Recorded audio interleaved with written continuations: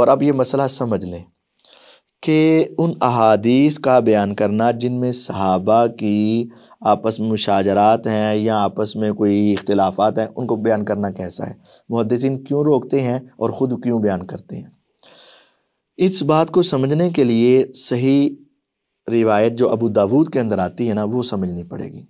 حضرت حذیفہ رضی اللہ تعالیٰ عنہ نبی علیہ الصلوۃ والسلام کی وہ باتیں جو آپ نے غصے میں کہی ہوتی صحابہ کو، وہ افراد کو بیان کرتے۔ وہ لوگ سن کر حضرت سلمان فارسی رضی اللہ عنہ کے پاس آتے اور کہتے کہ اس روایت کے بارے میں آپ کا کیا خیال ہے؟ کہتے حذیفہ کو زیادہ پتہ ہوگا۔ وہ لوگ واپس چلے جاتے حضرت حذیفہ کے پاس رضی اللہ عنہ کہ آپ وہ بات بتا رہے ہو تو سلمان فارسی رضی اللہ عنہ اس کی تصدیق ہی نہیں کر رہے۔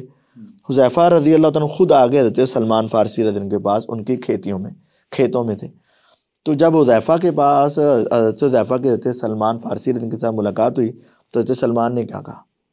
حذیفہ تمہیں نہیں پتہ کہ رسول اللہ صلی اللہ علیہ وسلم کبھی غصے میں ہوتے تھے، کبھی خوش ہوتے تھے، اور تو نبی کی وہ باتیں جو آپ نے کسی موقع پر کہیں صحابہ کے بارے میں، ان کو بتا کر ایک کی محبت کو بڑھانا چاہتا ہے اور بعض کی بغض بڑھانا چاہتا ہے، اور کسی کی محبت بڑھانا چاہتا ہے اور کسی کے بارے میں بغض پیدا کرنا چاہتا ہے۔ ان دونوں جملوں کو ذرا ذہن میں رکھو۔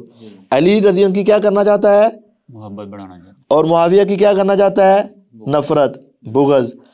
حضرت اہل بیت کا ذکر کر کے حضرت عمر بن عاص، مغیرہ بن شعبہ، عبد الرحمن بن عوف، زبیر رضی اللہ عنہ، طلحہ رضی اللہ عنہ، امی عائشہ رضی اللہ عنہ، ان کے بارے میں کیا کرنا چاہتا ہے؟ بغض پیدا کرنا، نیوٹرل صحابہ کے بارے میں، نیوٹرل صحابہ کے بارے میں بغض پیدا کرنا۔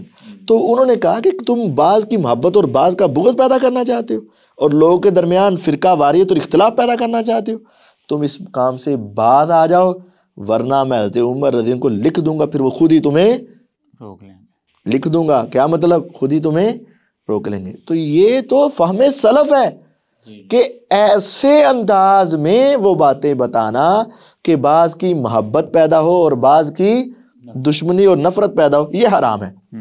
ہاں دیکھیں اللہ تعالیٰ نے بھی آدم علیہ السلام کی غلطی کا ذکر کیا، لیکن ساتھ توبہ کا بھی ذکر کیا، اور ان کے اوپر کوئی جملے نہیں کسے اور ان کے اوپر کوئی الزامات نہیں لگائے، اور ان کے بارے میں آج تک کسی مومن کے دل میں کوئی رنجش اور غصہ نہیں ہے۔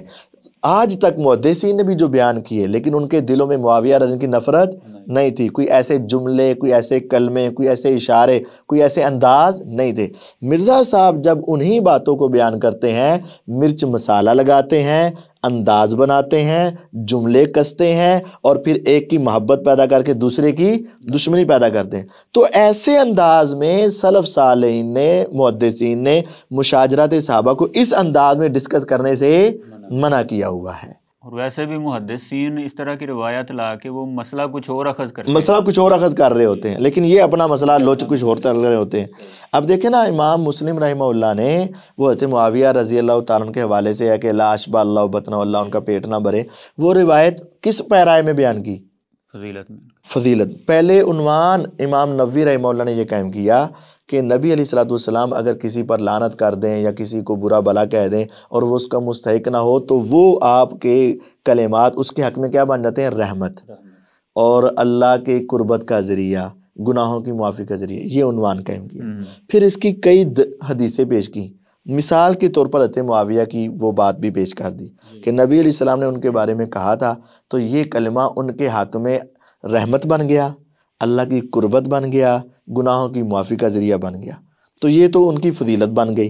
لیکن مرزا صاحب وہ پچھلی ساری باتیں چھپا کر اپنے انداز میں اس کو بیان کر کے یہ ثابت کرنا چاہتے ہیں کہ ان کے بارے میں بڑے غلط تاثرات پیدا کرنا چاہتے ہیں۔ تو ایسے مشاجرات صحابہ کو بیان کرنا کہ بعض کی محبت اور بعض کی نفرت پیدا ہو، یہ غلط ہے۔